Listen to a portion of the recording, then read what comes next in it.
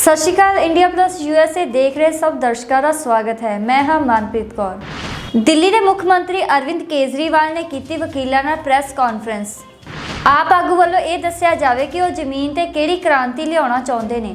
Cabinet मंत्री प्रगट सिंह के घर के बाहर अध्यापकों ने तीसरे दिन किया धरना प्रदर्शन। मैनू सीएम वजों 4 महीने मिले हैं पर मैं 4 साल जिन्ना काम करांगा। चरणजीत सिंह चन्नी।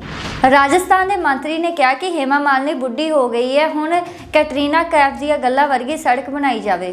अफसर के घर की छापेमारी दौरान पानी वाले पाइप चों लाखां रुपए होए बरामद। मुख्यमंत्री के जान तो बाद लखा सिधाना नूं कीता गया रिहा। जाणो की वजह सी गिरफ्तार करन दी। ग्रेटर नोएडा के जेवर विच भारत के सब तो वड्डे हवाई अड्डे का पीएम मोदी ने रखा नींह पत्थर। सो शुरुआत करते हैं अज की इस पहली वड्डी खबर तो। दिल्ली के मुख्यमंत्री अरविंद केजरीवाल ने की वकीलों नाल प्रेस कॉन्फ्रेंस। आम आदमी पार्टी ਅਤੇ दिल्ली के मुख्यमंत्री अरविंद केजरीवाल ਵੱਲੋਂ कई दावे किए जा रहे सन, जिस दे चलदे केजरीवाल ਵੱਲੋਂ वकीलों नाल एक खास कॉन्फ्रेंस की गई। प्रेस कॉन्फ्रेंस विच केजरीवाल ने वकीलों नाल गलबात करदे यह भी ऐलान किया कि कोरोना काल दौरान मृतक वकीलों के परिवारों को 12.25 करोड़ का मुआवजा दिता जाएगा। इस दे नाल ही केजरीवाल ने कहा कि जो वकील कोरोना काल विच हस्पताल विच दाखिल सन उन्हां वकीलों का इलाज मैडिकल इंश्योरेंस से करवाया गया है। एक कहावत है ना कि भगवान जो करता है अच्छा करता है, और भगवान को पहले से पता होता है कि क्या होने वाला है। तो 18 दिसंबर 2019 को दिल्ली की कैबिनेट ने ये स्कीम पास की थी कि हम अपने सभी दिल्ली के वकील भाइयों को लाइफ इंश्योरेंस और मेडिकल इंश्योरेंस की व्यवस्था देंगे। 18 दिसंबर 2019। उस टाइम पूरी दुनिया में किसी को नहीं पता था कि कोरोना आने वाला है। ऊपर वाले को पता था कि 3 महीने के बाद कोरोना आने वाला है। मैं अभी बैठा बैठा यही सोच रहा था कि अगर ये स्कीम एकदम ऐसे लग रहा है जैसे एकदम टाइम पे पास हो गई और भगवान ने बस इसी के लिए करा था कि भाई सब लोगों को सहूलियत मिल जाए, सब लोगों को थोड़ा फ़ायदा मिल जाए। अभी जैसा इन्होंने बताया 122 वकील साथी हैं जिन लोगों की जान चली गई इस कोरोना की मार इसके दौरान। 147 एप्लीकेशंस आई हुई हैं। 122 एप्लीकेशंस क्लियर हो चुके हैं, जिसमें 12.25 करोड़ रुपए उनके परिवारों को दिए जा चुके हैं, डिसबर्स किए जा चुके हैं। 1220 वकील साथी जो अस्पतालों में एडमिट हुए उन्होंने मेडिकल इंश्योरेंस का फ़ायदा उठाया, 1220 साथियों ने, और 7.25 करोड़ रुपए उनको उनके इलाज के लिए डिसबर्स किए जा चुके हैं। मैं समझता हूँ शायद दिल्ली एक पहला स्टेट है और अकेला स्टेट है पूरे देश के अंदर जहाँ पे इस किस्म की स्कीम है। लेकिन मेरी आशा है और मुझे विश्वास है कि आने वाले समय में सारे स्टेट्स, ये इतनी अच्छी स्कीम है, सारे स्टेट्स इस स्कीम को अपनाएंगे और धीरे धीरे ये स्कीम जो है एक तरह से पूरे देश के वकीलों के लिए एक वेलफेयर स्कीम लागू होगी। जैसा भी एक किया जा रहा है, एक डाउट क्रिएट किया जा रहा है कि ये 1 ही साल के लिए थी क्या, तो वैसे तो कैलाश जी ने क्लियर कर दिया, लेकिन मैं भी क्लियर कर दूं, जब तक हमारी सरकार है तब तक तो है, उसके बाद का पता नहीं। ये स्कीम लागू रहेगी। अभी कुछ अड़चनें थी, जैसा उन्होंने बताया LIC के साथ नेगोशिएशंस चल रहे हैं। नेगोशिएशंस तो सफल होने ही होने हैं, तो उसके बाद इसको एक्सटेंड कर दिया जाएगा। और जब एक्सटेंड करेंगे तो मुझे बताया कि कुछ वकील साथी जो रह गए हैं एक बारी दोबारा पोर्टल खोल देंगे ताकि जो लोग रह गए हैं वो भी इसका फ़ायदा उठा सकें। इसका विरोध बहुत हुआ, दूसरी पार्टी वालों ने खूब विरोध किया। वही जो ये थोड़े एक आजकल शब्द चल रहा है फ्रीबी कहते हैं जी, फ्रीबी। फिर कहते हैं कि ये वकीलों के लिए क्यों कर रहे हो, वकील तो इतने अमीर होते हैं। वो शायद वो पिक्चरों में 2-4 बड़े बड़े वकीलों को देखते होंगे, उनको पता नहीं कि एक आम वकील क्या होता है। एक आम वकील किस तरह से बड़ी मुश्किलों के साथ अपने घर का गुजारा करता है। एक नया वकील जब पास आउट, मैं समझता हूँ 10, 15, 20 साल लग जाते हैं सेटल होने में वकालत के प्रोफेशन में, और तब तक उसका जो संघर्ष होता है वो संघर्ष को कोई नहीं जानता। फिर जब वो कभी बड़ा बन जाता है, नाम हो जाता है, तब सब लोग उनको जानते हैं। उसके संघर्ष के दिनों के अंदर कोई उसका साथ नहीं देता। तो मैं समझता हूँ कि दिल्ली के हज़ारों हजार वकील जो हैं, जो एक आम वकील की, एक आम आदमी की मदद कर रहे हैं, मैं नहीं समझता कि उनके पास कोई इतना ढेर सारा पैसा है कि वो तो बड़ा विरोध किया दूसरी पार्टी के लोगों ने कि आप ये फ्री भी दे रहे हो, फ्री भी दे रहे हो। लेकिन हम लोगों ने उनका कोई खैर मेरी सेहत पे तो कोई असर नहीं पड़ता, वो चिल्लाते रहते हैं। एक ये फ्री भी जो इन्होंने शुरू कर दिया ना, फ्री भी दे रहे हो, फ्री भी दे रहे हो, मैं उनसे पूछना चाहता हूँ, जितने ये मंत्री हैं, संतरी हैं, मुख्यमंत्री हैं, कैबिनेट मंत्री हैं, प्रधानमंत्री हैं, यूनियन कैबिनेट वाले हैं, इनका सारा इलाज कौन देता है?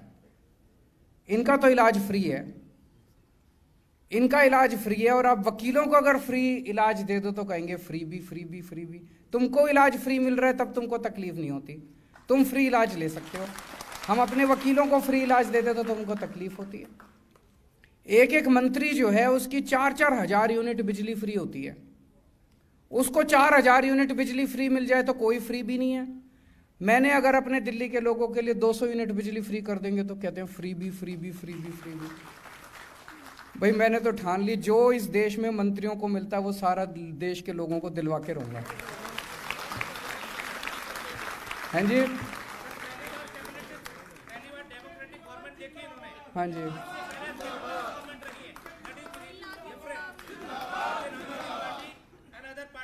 बिल्कुल, ये पहली बार डेमोक्रेटिक गवर्नमेंट है।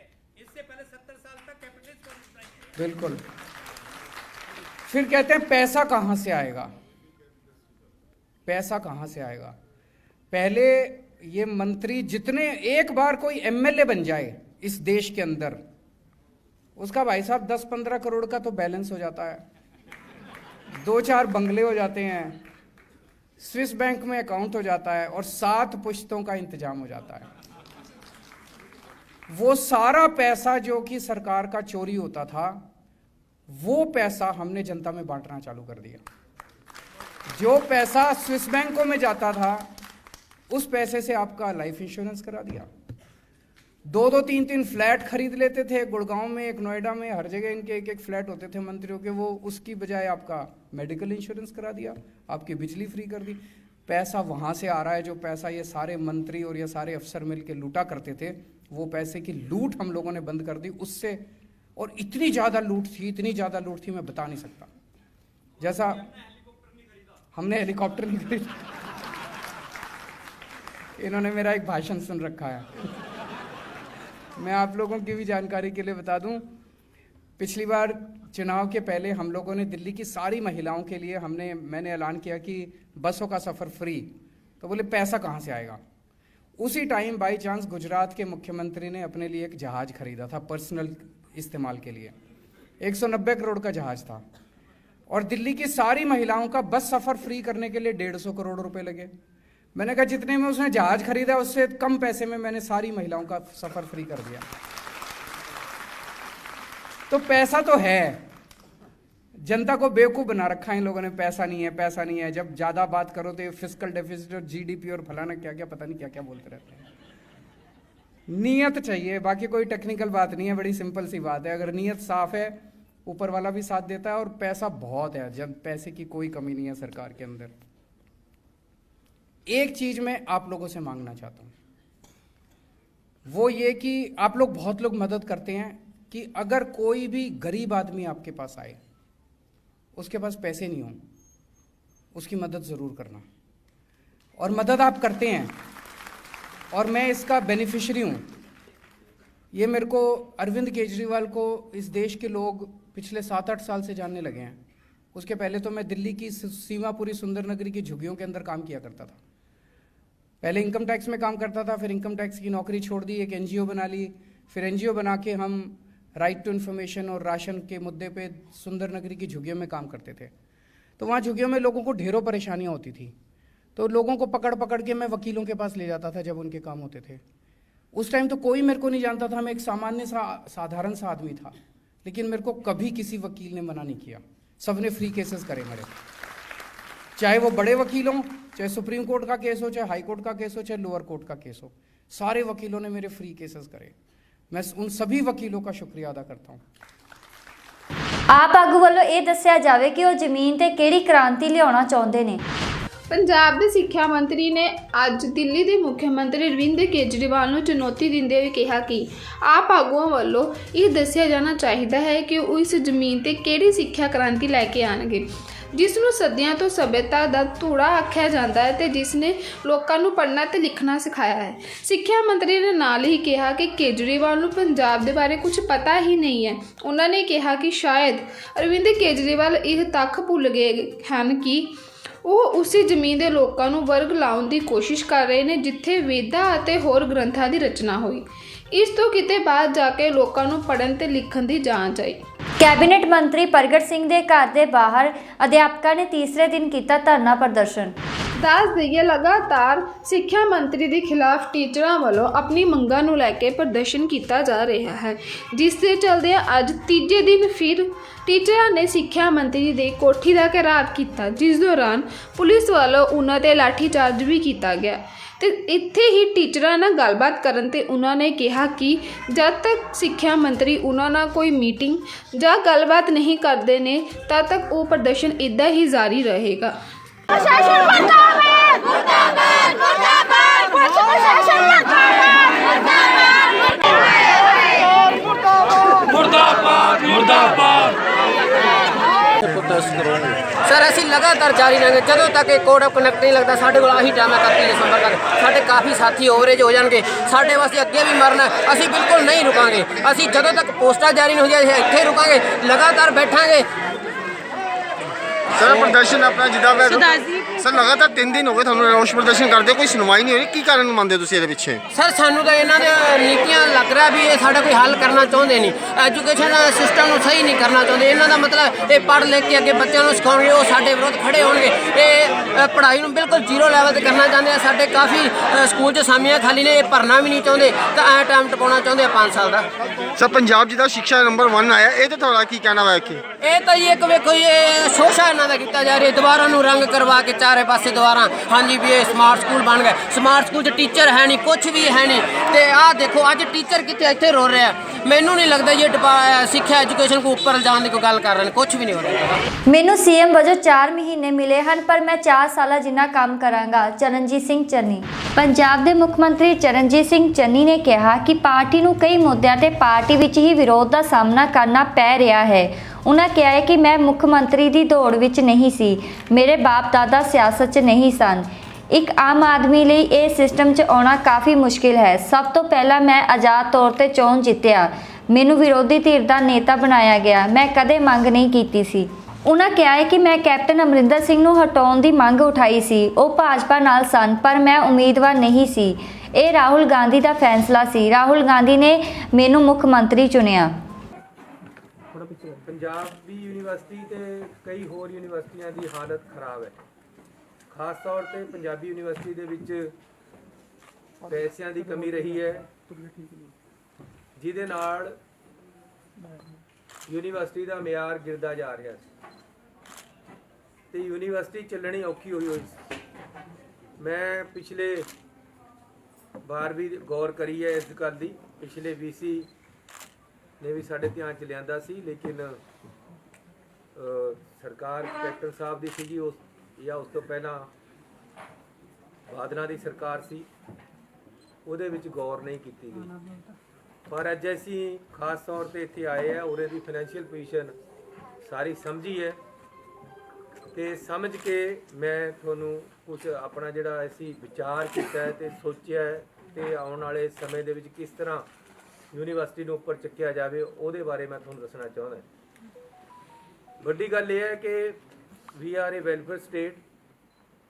ਸਾਨੂੰ ਜ਼ਿੰਮੇਵਾਰੀ ਬਣਦੀ ਹੈ ਸਰਕਾਰ ਦੀ ਕਿ ਉਹ ਪੰਜਾਬ ਦੇ ਵਿੱਚ ਵਿਦਿਆ ਦੇ ਖੇਤਰ ਦੇ ਵਿੱਚ ਇੰਸਟੀਚਿਊਟ ਚਲਾਵੇ ਤੇ ਲੋਕਾਂ ਨੂੰ ਅੱਛੀ ਵਿਦਿਆ, ਨੌਜਵਾਨਾਂ ਨੂੰ ਵਿਦਿਆਰਥੀਆਂ ਨੂੰ ਦੇਵੇ। ਉਹਦੇ ਵਿੱਚ ਉਸ ਤਰ੍ਹਾਂ ਦਾ ਰੁਝਾਨ ਨਹੀਂ ਸੀ ਜਿਸ ਤਰ੍ਹਾਂ ਦਾ ਅਸੀਂ ਚਾਹੁੰਦੇ ਹਾਂ। ਸੋ ਹੁਣ ਅਸੀਂ ਨਵੇਂ ਤੌਰ ਤੇ ਇੱਕ ਨਵੀਂ ਸੋਚ ਲੈ ਕੇ ਤੁਰੇ ਹਾਂ ਸਰਕਾਰ ਦੇ ਵਿੱਚ, ਤੇ ਐਜੂਕੇਸ਼ਨ ਦੇ ਅਦਾਰਿਆਂ ਨੂੰ ਸਟਰੈਂਥਨ ਕਰਨਾ, ਪੰਜਾਬ ਦੇ ਵਿੱਚ ਅੱਛੀ ਐਜੂਕੇਸ਼ਨ ਦੇਣੀ ਹੈ ਤਾਂ ਕਿ ਆਮ ਲੋਕਾਂ ਦੇ ਬੱਚੇ, ਗਰੀਬ ਲੋਕਾਂ ਦੇ, ਮਿਡਲ ਕਲਾਸ ਫੈਮਲੀਆਂ ਦੇ ਬੱਚੇ ਆ ਜਿਹੜੇ, ਉਹ ਅੱਛੀ ਐਜੂਕੇਸ਼ਨ ਲੈ ਸਕੇ। ਉਹਦੇ ਵਾਸਤੇ ਸਾਡੀ ਜ਼ਿੰਮੇਵਾਰੀ ਬਣਦੀ ਹੈ ਕਿ ਅਸੀਂ ਇੱਕ ਅੱਛਾ ਮਾਡਲ ਲਿਆ ਕੇ ਵਧੀਆ ਐਜੂਕੇਸ਼ਨ ਦਈਏ। ਉਹਦੇ ਵਾਸਤੇ ਸਾਡੀ ਅੱਜ ਤਿਆਰੀ ਹੈ ਤੇ ਉਹਦੇ ਵਾਸਤੇ ਮੈਂ ਅੱਜ ਇੱਥੇ ਆਇਆ।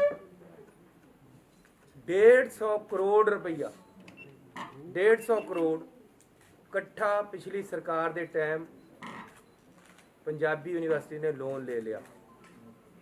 ਹੁਣ ਉਹ ਯੂਨੀਵਰਸਿਟੀ ਵਾਸਤੇ ਚਿੱਟਾ ਹਾਥੀ ਬਣ ਗਿਆ ਤੇ ਉਹਦੇ ਵਿਆਜ ਦੇ ਵਿੱਚ ਤੇ ਉਹਦੀ ਕਿਸ਼ਤ ਦੇ ਵਿੱਚ ਇਹ ਜਿਹੜੀ ਯੂਨੀਵਰਸਿਟੀ ਡੁੱਬਦੀ ਜਾ ਰਹੀ ਹੈ।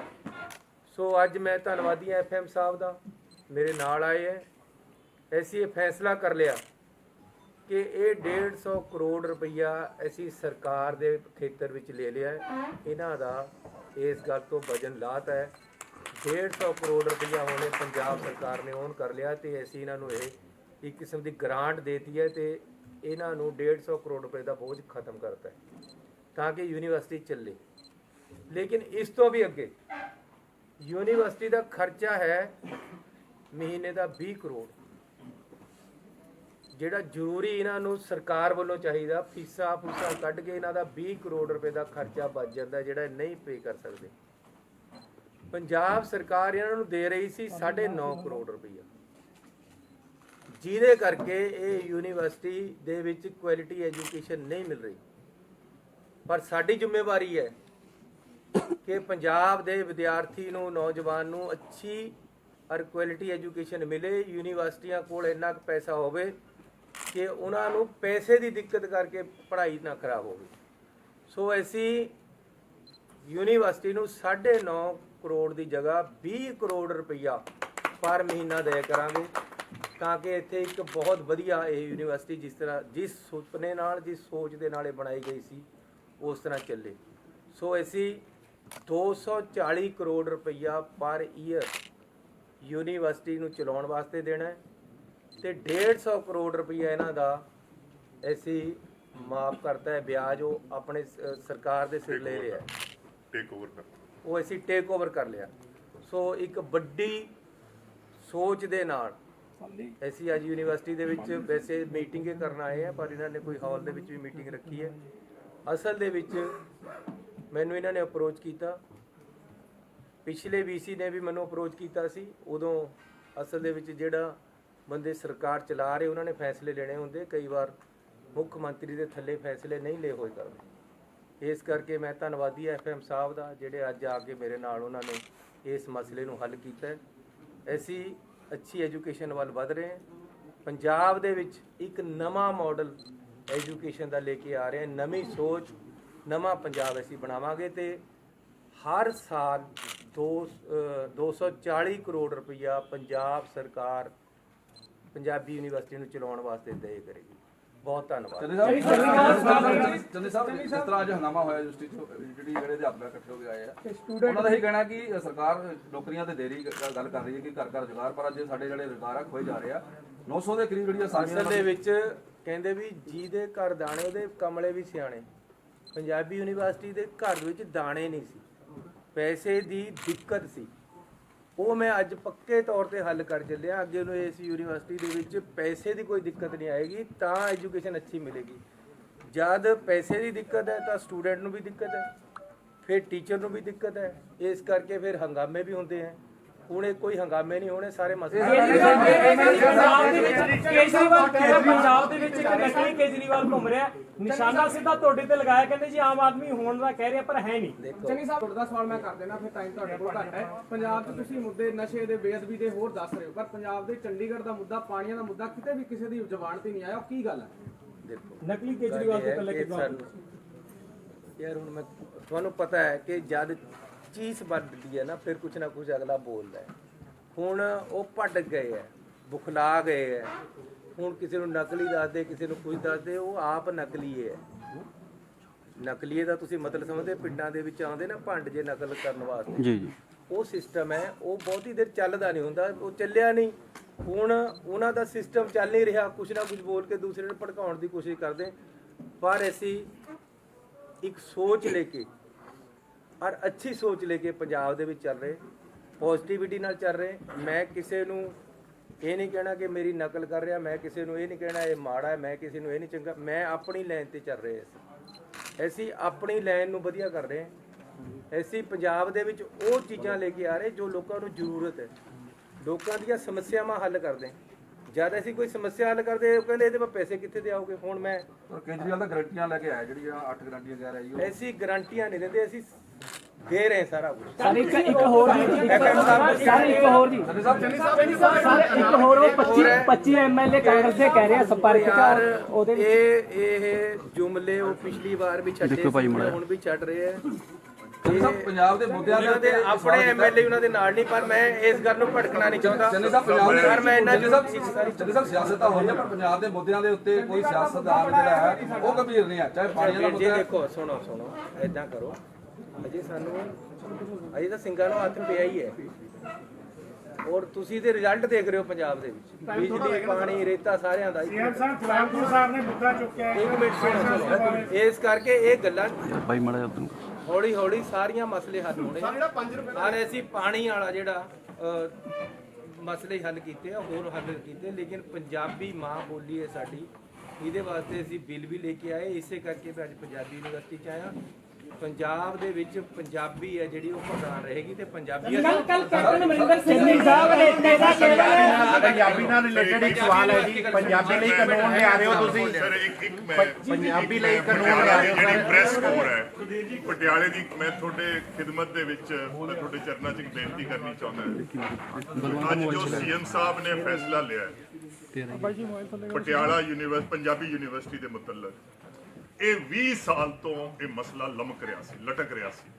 ਔਰ ਮੈਂ ਚਾਹੁੰਦਾ ਕਿ 150 ਕਰੋੜ ਦਾ ਕਰਜ਼ਾ ਤੇ 240 ਕਰੋੜ ਦਾ ਇਹ ਜਿਹੜਾ ਸਾਲਾਨਾ ਜਿਹੜੀ ਗ੍ਰਾਂਟ ਹੈ, ਔਰ ਤਕਰੀਬਨ ਇਹ 400 ਕਰੋੜ ਰੁਪਇਆ, ਇਹ ਪਟਿਆਲਾ ਯੂਨੀਵਰਸਿਟੀ ਵਾਸਤੇ ਇੱਕ ਇਤਿਹਾਸਿਕ ਦਿਨ ਹੈ। ਔਰ ਮੈਂ ਚਾਹੁੰਦਾ ਸੀ ਕਿ ਪਟਿਆਲੇ ਦੀ ਜਿਹੜੀ ਪ੍ਰੈਸ ਕੋਰ ਹੈ ਇਹਨੂੰ ਇੱਕ ਪੋਜ਼ਿਟਿਵ ਸੈਂਸ ਦੇ ਵਿੱਚ, ਔਰ ਇਹਨੂੰ ਅਪਲਾਉਡ ਕਰੂਗੀ ਕਿ ਯੂਨੀਵਰਸਿਟੀ ਜਿਹੜੀ ਹੈ, ਯੂਨੀਵਰਸਿਟੀ ਆਪਣੇ ਪੈਰਾਂ ਸਿਰ ਖੜੀ ਹੋਗੀ। ਇਹ ਜਿਹੜੇ ਇਦਾਰੇ ਸੀ ਸਾਡੇ ਬਜ਼ੁਰਗਾਂ ਨੇ, ਪੰਜਾਬ ਦੀ ਜਨਤਾ ਨੇ ਆਪਣੇ ਖੂਨ ਪਸੀਨੇ ਨਾਲ ਬਣਾਏ ਸੀ, ਇਹ ਗਰਕ ਹੁੰਦੇ ਜਾ ਰਹੇ ਸੀ। ਔਰ ਇਹ ਬਹੁਤ ਵੱਡਾ ਫੈਸਲਾ ਹੈ। ਔਰ ਇਹਦੇ ਲਈ ਸੀਐਮ ਸਾਹਿਬ ਔਰ BC ਸਾਹਿਬ, ਮੈਂ ਤੁਹਾਨੂੰ ਔਰ ਤੁਹਾਡੀ ਸਾਰੀ ਟੀਮ ਨੂੰ ਕਿ ਪਰਮਾਤਮਾ ਇਹ ਕੋਈ ਇਸ ਨੂੰ ਤੁਸੀਂ ਇਨਾਮ ਨਾ ਸਮਝ ਲੈਣਾ। ਇਹ ਦਰਅਸਲ ਹੁਣ ਤੁਹਾਡਾ ਇਮਤਿਹਾਨ ਹੈ। ਪੰਜਾਬੀ ਯੂਨੀਵਰਸਿਟੀ ਦਾ ਇਮਤਿਹਾਨ ਸ਼ੁਰੂ ਹੋਇਆ ਹੈ। ਪਰਮਾਤਮਾ ਕਰੇ ਇਹ ਇਦਾਰਾ ਕਾਮਯਾਬ ਹੋ ਜਾਏ। ਰਾਜਸਥਾਨ ਦੇ ਮੰਤਰੀ ਨੇ ਕਿਹਾ ਕਿ ਹੇਮਾ ਮਾਲਿਨੀ ਬੁੱਢੀ ਹੋ ਗਈ ਹੈ, ਹੁਣ ਕੈਟਰੀਨਾ ਕੈਫ ਦੀਆਂ ਗੱਲਾਂ ਵਰਗੀ ਸੜਕ ਬਣਾਈ ਜਾਵੇ। ਆਪਣੇ ਬਿਆਨਾਂ ਕਾਰਨ ਹਮੇਸ਼ਾ ਵਿਵਾਦਾਂ 'ਚ ਰਹਿਣ ਵਾਲੇ ਰਾਜਸਥਾਨ ਦੇ ਗ੍ਰਾਮੀਣ ਵਿਕਾਸ ਰਾਜ ਮੰਤਰੀ ਰਾਜਿੰਦਰ ਗੋੜਾ ਨੇ ਬੁੱਧਵਾਰ ਨੂੰ ਨਵਾਂ ਵਿਵਾਦਿਤ ਬਿਆਨ ਦਿੱਤਾ ਹੈ। 2 ਦਿਨ ਪਹਿਲਾਂ ਰਾਜ ਮੰਤਰੀ ਵਜੋਂ ਆਪਣੇ ਵਿਧਾਨ ਸਭਾ ਹਲਕੇ ਉਦੈਪੁਰਵਤੀ ਪੁੱਜੇ ਗੋੜਾ ਨੇ ਖਰਾਬ ਸੜਕਾਂ ਤੇ ਸ਼ਿਕਾਇਤ ਕੀਤੀ। ਉਹਨਾਂ ਨੇ ਲੋਕ ਨਿਰਮਾਣ ਵਿਭਾਗ ਦੇ ਮੁੱਖ ਇੰਜੀਨੀਅਰ NK ਜੋਸ਼ੀ ਨੂੰ ਕਿਹਾ ਕਿ ਮੇਰੇ ਪਿੰਡ ਵਿੱਚ ਬਾਲੀਵੁੱਡ ਅਦਾਕਾਰਾ ਕੈਟਰੀਨਾ ਕੈਫ ਦੀਆਂ ਗੱਲਾਂ ਵਰਗੀਆਂ ਸੜਕਾਂ ਬਣਾਈਆਂ ਜਾਣ। ਗੁੜਾ ਨੇ ਪਹਿਲਾਂ ਕਿਹਾ ਕਿ ਸੜਕ ਬਾਲੀਵੁੱਡ ਅਦਾਕਾਰਾ ਹੇਮਾ ਮਾਲਿਨੀ ਦੀ ਗੱਲਾਂ ਵਰਗੀ ਹੋਣੀ ਚਾਹੀਦੀ ਹੈ। ਫਿਰ ਕੁਝ ਸਮੇਂ ਬਾਅਦ ਉਹਨਾਂ ਨੇ ਖੁਦ ਕਿਹਾ ਹੇਮਾ ਮਾਲਿਨੀ ਹੁਣ ਬੁੱਢੀ ਹੋ ਗਈ ਹੈ। ਉਹਨਾਂ ਨੇ ਮੌਕੇ ਤੇ ਮੌਜੂਦ ਲੋਕਾਂ ਨੂੰ ਪੁੱਛਿਆ ਕਿ ਇਹਨਾਂ ਦਿਨਾਂ 'ਚ ਕਿਹੜੀ ਅਦਾਕਾਰਾ ਫਿਲਮਾਂ 'ਤੇ ਜ਼ਿਆਦਾ ਮਸ਼ਹੂਰ ਹੈ। ਜਦੋਂ ਲੋਕਾਂ ਨੇ ਕੈਟਰੀਨਾ ਕੈਫ ਨੂੰ ਜ਼ਿਆਦਾ ਮਸ਼ਹੂਰ ਦੱਸਿਆ ਤਾਂ ਰਾਜਿੰਦਰ ਗੁੜਾ ਨੇ ਲੋਕਾਂ ਨੂੰ ਕਿਹਾ ਕਿ ਹੇਮਾ ਮਾਲਿਨੀ ਹੁਣ ਬੁੱਢੀ ਹੋ ਗਈ ਹੈ, ਕੈਟਰੀਨਾ ਕੈਫ ਦੀ ਗੱਲਾਂ ਵਰਗੀ ਸੜਕ ਬਣਾਈ ਜਾਣੀ ਚਾਹੀਦੀ ਹੈ। कटरीना कैफ क्या गाला जाएगी सड़क बननी चाहिए। कैसी बन रही है?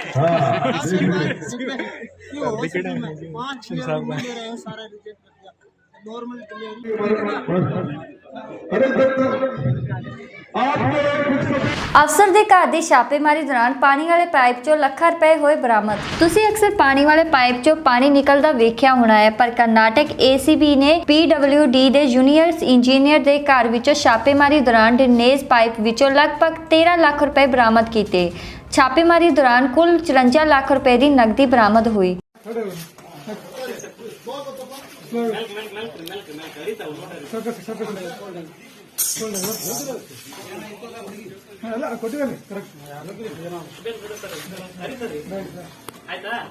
ನೋಡಿ ನಾವು ನೋಡ್ರಿ ಒಂದೊಂದು ಸಿಕ್ಕಬೇಕು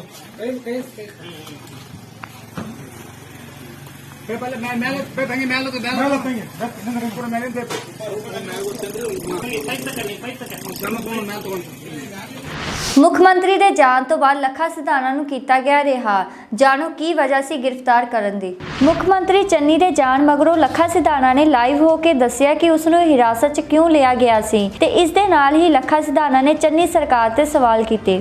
ਦੇਖਦੇ ਆ ਕਿ ਡਰਾਮੇ ਆ ਮੁੱਖ ਮੰਤਰੀ ਸਾਹਿਬ ਚੰਨੀ ਸਾਹਿਬ ਡਰਾਮੇ ਨੇ। ਲੋਕਾਂ ਨੂੰ ਮਿਲਦੇ ਆ ਅੱਧੀ ਰਾਤ ਉੱਠ ਕੇ ਵੀਡੀਓ ਬਣਾਉਣੇ ਆ। ਅਸੀਂ ਤੁਹਾਨੂੰ ਮਿਲਣ ਦੀ ਚੰਡੀਗੜ੍ਹ ਜਾ ਕੇ ਵੀ ਕੋਸ਼ਿਸ਼ ਕੀਤੀ ਆ। ਅੱਜ ਪਤਾ ਲੱਗਾ ਯੂਨੀਵਰਸਿਟੀ ਹੋਣਾ ਇੱਥੇ ਮਿਲਣਾ, ਇੱਥੇ ਪੁਲਿਸ ਨੇ ਪਹਿਲਾਂ ਚੱਕ ਲਏ। ਲਾ ਵੀ ਪ੍ਰਸ਼ਾਸਨ ਨੂੰ ਚੇਤਾਵਨੀ ਦਿੱਤੀ ਸੀ ਵੀ ਜੇ ਨਾ 2 ਘੰਟੇ ਤੋਂ ਪਹਿਲਾਂ ਛੱਡਿਆ ਗਿਆ ਤੇ ਫਿਰ ਅਸੀਂ ਸੜਕਾਂ ਜਾਮ ਕਰਨੇ ਸੀਗੀਆਂ। ਆਓ ਤੇ ਬਾਈ ਥਾਣਾ ਅਰਬਨ ਸਟੇਟ ਦੇ ਵਿੱਚ ਰੱਖਿਆ ਗਿਆ ਸੀਗਾ ਬਾਈ ਨੂੰ। ਤੇ ਬਾਈ ਆਜੋ ਮਾੜਾ ਫੋਨ ਬਹੁਤ ਆ ਰਹੇ ਸੀਗੇ ਸਾਰੇ ਭਰਾਵਾਂ ਦੀ, ਕਹਿੰਦੇ ਦੱਸੋ ਕਿ ਕਿਹੜੀ ਸੜਕ ਘੇਰ ਰਹੀਆਂ, ਕੀ ਕਹਿਣਾ ਚਾਹੁੰਦੇ ਹੁਣ ਉਹਨਾਂ ਨੂੰ ਕੀ ਕਹੀਏ? ਸੜਕਾਂ ਦਾ ਕੋਈ ਨਹੀਂ ਘੇਰ ਰਹੀਆਂ। ਹਾਂ ਇੱਕ ਵਾਰੀ ਇਹਨਾਂ ਨੇ ਇਹ ਕਰਤਾ ਵੀ ਮਾੜਾ 1 ਮਿੰਟ ਖੜ ਕੇ ਦੱਸ ਦਿਓ ਇੱਥੇ ਫਿਰ ਮਾੜਾ ਵੀਡੀਓ ਪਾ ਦਿੰਦੇ। ਇਹਨਾਂ ਨੇ ਇਹ ਕਰਤਾ ਵੀ ਉੱਥੇ ਯੂਨੀਵਰਸਿਟੀ ਦੇ ਅਸਲ ਆਪਣਾ ਆਉਣ ਦਾ ਮਕਸਦ ਇਹ ਸੀ ਭਾਨੇ ਅੱਜ ਮੁੱਖ ਮੰਤਰੀ ਨੇ ਆਉਣਾ ਸੀ ਨਾ। ਆਪਾਂ ਲੰਬੇ ਸਮੇਂ ਤੋਂ ਆਵਾਜ਼ ਚੱਕਦੇ ਰਹੇ ਹਾਂ ਯੂਨੀਵਰਸਿਟੀ ਪ੍ਰਤੀ ਵੀ ਯੂਨੀਵਰਸਿਟੀ 150-200 ਕਰੋੜ ਦੇ ਘਾਟੇ 'ਚ ਆ ਤੇ ਹੋਸਟਲਾਂ ਚੌਣੀ ਜਾਂਦੇ ਆ, ਜਿਹੜੀਆਂ ਸਪੋਰਟਸ ਐਕਟੀਵਿਟੀ ਆ ਉਹ ਸਾਰੀਆਂ ਬੰਦ ਨੇ। ਇੱਥੋਂ ਤੱਕ ਹਾਲਾਤ ਮਾੜੇ, ਤਨਖਾਹਾਂ ਨਹੀਂ ਮਿਲਦੀਆਂ ਕਈ ਮਹੀਨੇ। ਗੁਰੂ ਗੋਬਿੰਦ ਸਿੰਘ ਭਵਨ ਨੂੰ ਰੰਗ ਕਰਾਉਣ ਨੂੰ ਪੈਸੇ ਨਹੀਂ ਹੈਗੇ ਯੂਨੀਵਰਸਿਟੀ ਕੋਲੇ। ਬਾਈ ਗੱਲ ਇਹ ਹੈ, ਮੈਂ ਇੱਕ ਗੱਲ ਪੁੱਛਾਂ, ਤੁਹਾਡੇ ਸਾਰੀਆਂ ਗੱਲਾਂ ਵਿਚਾਲੇ ਨੇ ਗਿਆ ਵੀ ਚੰਨੀ ਤਾਂ ਕਹਿੰਦਾ ਵੀ ਮੈਂ ਸਾਰਿਆਂ ਨੂੰ ਮਿਲਦਾ, ਫੋਟੋਆਂ ਵੀ ਖਿਚਾ ਕੇ ਪਾਉਂਦਾ, ਵੀਡੀਓ ਪਾਉਂਦਾ, ਮੈਂ ਹਰ ਇੱਕ ਵਰਗ ਦੇ ਲੋਕਾਂ ਨੂੰ ਮਿਲਦਾ, ਪਰ ਤੁਹਾਨੂੰ ਮਿਲਣ ਮੇਰੀ ਉਹਨੂੰ ਇਹੋ ਜਿਹਾ ਕੀ ਸੱਪ ਸੂਗਾ ਵੀ ਜਿਹੜਾ ਪਹਿਲੇ ਨੂੰ ਗ੍ਰਿਫਤਾਰ ਕਰਾਤਾ ਹੈ। ਲੱਖਾ ਕਿੰਨਾ ਕੁ ਸਰਕਾਰਾਂ ਨੂੰ ਬੁਰਾ ਲੱਗਣ ਲੱਗ ਗਿਆ ਵੀ ਜਿਹੜਾ ਉਹਨੂੰ ਮਿਲਦੇ ਹੀ ਨਹੀਂ ਹੈਗੇ। ਅਸਲ ਮੈਂ ਸੀ, ਮੇਰੇ ਨਾਲ ਰੰਧਾਵਾ ਸੀ ਨਾ, 2 ਜਣੇ ਹੋ ਗਏ 4 ਜਣੇ। ਅਸੀਂ ਗੁਰੂ ਤੇਗ ਬਹਾਦਰ ਹਾਲ 'ਚ ਜਾ ਕੇ ਬੈਠ ਗਏ ਵੀ ਜਦੋਂ ਮੁੱਖ ਮੰਤਰੀ ਨੇ ਆਉਣਾ ਬੋਲਣਗੇ, ਬੋਲਣ ਤੋਂ ਬਾਅਦ ਰੋਕ ਕੇ ਸਵਾਲ ਕਰਨੇ ਕਿ ਆਹ ਸਾਡੇ ਸਵਾਲ ਆ ਵੀ ਠੀਕ ਆ। 150 ਕਰੋੜ ਬੋਲ ਗਏ, ਪਰ ਇਹ ਜਿਹੜੀ ਯੂਨੀਵਰਸਿਟੀ ਬਣੀ ਸੀ ਪੰਜਾਬੀ ਬੋਲੀ ਤੇ ਪੰਜਾਬੀ ਸੱਭਿਆਚਾਰ ਨੂੰ ਪ੍ਰਫੁੱਲਿਤ ਕਰਨ ਲਈ। ਨਵੀਆਂ ਯੂਨੀਵਰਸਿਟੀਆਂ ਖੋਲੀ ਜਾਂਦੇ, ਤਰ੍ਹਾਂ ਨੀਂਹ ਪੱਥਰ ਰੱਖੀ ਜਾਂਦੇ ਹੋ, ਕਾਲਜ ਖੋਲੀ ਜਾਂਦੇ, ਨੀਂਹ ਪੱਥਰ ਰੱਖੀ ਜਾਂਦੇ ਹੋ। ਪੁਰਾਣੀਆਂ ਯੂਨੀਵਰਸਿਟੀਆਂ ਡੁੱਬੀਆਂ ਪਈਆਂ, ਇਹ ਯੂਨੀਵਰਸਿਟੀ ਗਹਿਣੇ ਪਈ ਆ ਬੈਂਕ ਦੇ ਕੋਲੇ। ਇਹ ਸਵਾਲ ਸੀ। ਅਗਲੇ ਸਵਾਲ ਜਿਹੜਾ ਦੂਜਾ ਸੀ ਚੰਨੀ ਨੂੰ ਕਰਨਾ ਸੀ ਕਿ 300 ਬੰਦਾ ਜਿਹੜਾ ਸੀਐਮ ਸਿਕਿਉਰਿਟੀ 'ਚ ਰੱਖਿਆ ਬਾਹਰਲੇ ਸੂਬਿਆਂ ਦਾ ਲਿਆ ਕੇ, ਉਹ ਸਵਾਲ ਅੱਜ ਰਿਪੋਰਟ ਵੀ ਆ ਗਈ ਹੈ DGP ਦੀ, ਗ੍ਰਹਿ ਮੰਤਰੀ ਦੇ ਕੋਲੇ, ਰੰਧਾਵਾ ਸਾਹਿਬ ਦੇ ਕੋਲੇ। ਉਹਦਾ ਕੀ ਕਰਿਆ ਯਾਰ? ਤੁਸੀਂ ਤਾਂ ਕਹਿੰਦੇ ਸੀ ਅਸੀਂ ਕੱਢ ਕੇ ਬਾਹਰ ਮਾਰਾਂਗੇ, ਹਾਲ ਤੱਕ ਉਹਦਾ ਹੱਲ ਨਹੀਂ ਹੋਇਆ। ਪੰਜਾਬੀਆਂ ਦਾ ਥੋੜਾ ਬਿਆਨ ਆ ਸੀ, ਪੰਜਾਬੀਆਂ ਨੂੰ ਰਾਖਵਾਂ ਕੋਟਾ ਦਿੱਤਾ ਜਾਊਗਾ 80 ਜਾਂ 90% ਦੀ ਸਰਕਾਰੀ ਜਾਂ ਪ੍ਰਾਈਵੇਟ ਨੌਕਰੀਆਂ ਦੇ ਵਿੱਚ। ਉਹਦਾ ਕੀ ਬਣਿਆ? ਤੁਸੀਂ ਕਹਿੰਦੇ ਰੇਤਾ ਇੰਨਾ ਆਹ ਰੇਟ ਕਰਤਾ, ਸਸਤਾ ਕਰਤਾ, ਦੁਕਾਨ ਜਾਓ ਜਿਹੜੀ ਮਰਜ਼ੀ ਦੁਕਾਨ ਤੇ, ਅਗਲਾ ਕਹਿੰਦਾ ਚੰਨੀ ਤੋਂ ਲੈ ਲਓ ਰੇਤਾ, ਉੱਥੋਂ ਇੰਨੇ ਰੁਪਏ ਅਸੀਂ ਲੈ ਕੇ ਆਉਂਦੇ ਆ, ਫਿਰ ਗਾਂ ਗੁੰਡਾ ਟੈਕਸ ਲੱਗਦਾ ਇਹਨਾਂ ਦੇ ਮੰਤਰੀਆਂ ਦਾ, ਇਹਨਾਂ ਦੇ ਗੁੰਡਿਆਂ ਦਾ। ਜਾਂ ਬਿਜਲੀ ਦਾ ਬਿੱਲ ਦੀ ਗੱਲ ਆ, ਅੱਜ ਹੀ ਇੱਥੇ ਮੈਨੂੰ ਕੋਈ ਪੁਲਿਸ ਮੁਲਾਜ਼ਮ ਦੱਸਦੇ, ਕਹਿੰਦਾ ਬਾਈ ਅੱਜ ਹੀ ਬਿੱਲ ਭਰ ਕੇ ਆਇਆ, ਉਹੀ ਰੇਟ ਯੂਨਿਟ ਲੱਗ ਰਹੀ ਜਿਹੜੀ ਪਹਿਲਾਂ ਲੱਗਦੀ ਸੀ। ਇਹ ਡਰਾਮੇ ਕਿਉਂ ਕਰ ਰਹੇ ਆ? ਅੱਛਾ ਦੂਜੀ ਗੱਲ ਕੀ ਯਾਰ, ਅਸੀਂ ਇਕੱਲੇ ਬੰਦੇ, ਅਸੀਂ 4 ਬੰਦੇ, ਇੱਕ ਮੁੱਖ ਮੰਤਰੀ ਲਈ ਏਡਾ ਖਤਰਾ ਖੜਾ ਹੋ ਗਿਆ ਵੀ ਸਾਨੂੰ ਚੱਕ ਕੇ ਲਿਆਂਦਾ ਗਿਆ ਇੱਥੇ। ਫਿਰ ਦੂਜੀ ਅਗਲੀ ਗੱਲ ਜਿਹੜੀ ਮੈਂ ਮਰੀਆਂ ਜ਼ਮੀਰੇ ਕਹੂੰਗਾ, ਜਦੋਂ ਸਾਨੂੰ ਪੁਲਿਸ ਚੱਕ ਕੇ ਲਿਆ ਰਹੀ ਆ, ਅੰਦਰ ਉੱਥੇ ਪ੍ਰੋਫੈਸਰ ਵੀ ਬੈਠੇ ਆ, ਉੱਥੇ ਕੁਝ ਹੋਰ ਮਹਿਕਮੇ ਆਪਣੇ ਬੈਠੇ ਨੇ, ਬਾਹਰੋਂ ਆਏ ਬੰਦੇ ਬੈਠੇ ਨੇ। ਅਸੀਂ ਰੌਲਾ ਵੀ ਪਾਇਆ ਉੱਥੇ, ਮੈਂ ਵੀ ਆਹ ਦੇਖੋ ਅਸੀਂ ਆਪਣੇ ਲੋਕਾਂ ਦੇ ਹੱਕ ਦੀ ਆਵਾਜ਼ ਉਠਾਉਂਦੇ ਆ, ਪੰਜਾਬ ਦੇ ਹੱਕਾਂ ਦੀ ਗੱਲ ਕਰਦੇ ਆ, ਤੇ ਉੱਥੇ ਬੋਲਿਆ ਤੱਕ ਨਹੀਂ ਕੋਈ। ਜਿਹੜੇ ਸਾਰੇ ਮੂੰਹ 'ਚ ਯਾਰ ਘੱਟੋ ਘੱਟ ਉੱਠ ਕੇ ਵਿਰੋਧ ਤਾਂ ਕਰੋ ਵੀ ਭਾਈ ਅਸੀਂ ਵੀ ਤਾਂ ਹਾਲ 'ਚ ਬੈਠੇ ਆ, ਇਹ ਬੰਦੇ ਨੂੰ ਚੱਕ ਕੇ ਕਿਉਂ ਲਿਜਾ ਰਹੇ ਆ?